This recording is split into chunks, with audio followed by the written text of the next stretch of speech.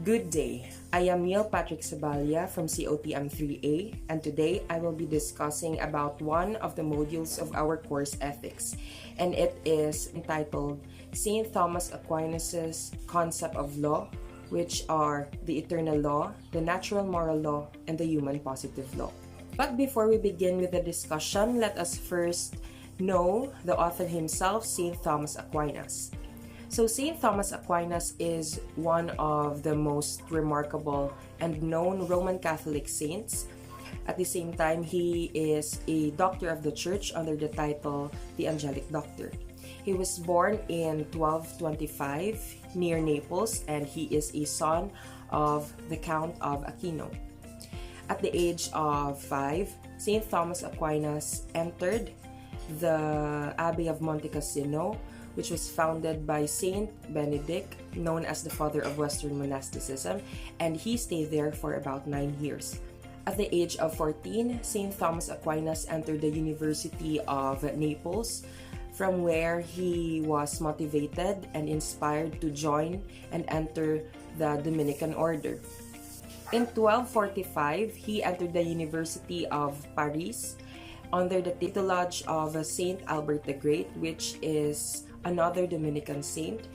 And in the year 1274, Saint Thomas died at the monastery of Fossanova. Some of the notable writings of Saint Thomas Aquinas were the Summa Contra Gentiles and the Summa Theologica, while he is also the writer of the famous Eucharistic songs Tantum Ergo, Hos Salutaris Ostia, and Pange Lingua. The concept of St. Thomas Aquinas' law is an ordinance of reason promulgated by an authority for the common good. Its first statement, law is an ordinance, tells that the law has an order and it establishes order. Of reason, because it is based on reason and it is ordered by reason. Promulgated, because it is an official announcement or decree about the nature or efficacy of a specific law or order. Then, by an authority, because only a person of authority is capable of promulgating the law.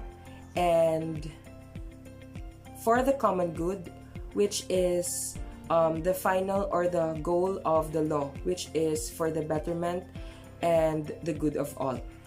Moving on, there are 3 sequence of laws. First is the divine eternal law, second is the natural moral law, and third is the human positive law. Going with the first one, the divine eternal law, it is unchangeable and universal because the ultimate source of all laws is God. It is called divine because it recognizes and identifies the attribute of God, which is the outmost holy, and eternal because it is timeless or forever. An example of the divine eternal law are the 10 Commandments, the 8 Beatitudes, and the commandment of love, which is love God above all things and love your neighbor as you love yourself. The second one is the natural moral law. It is a condescendence to the divine eternal law of God, and it is our participation on God's divine law. So it is called natural because our nature as human beings, we are naturally physical and moral beings. And it is called the moral because of our capacity or knowledge to identify what is good or bad.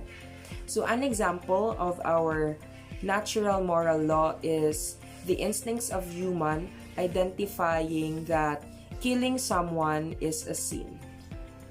The third of the 3 sequence is the human positive law.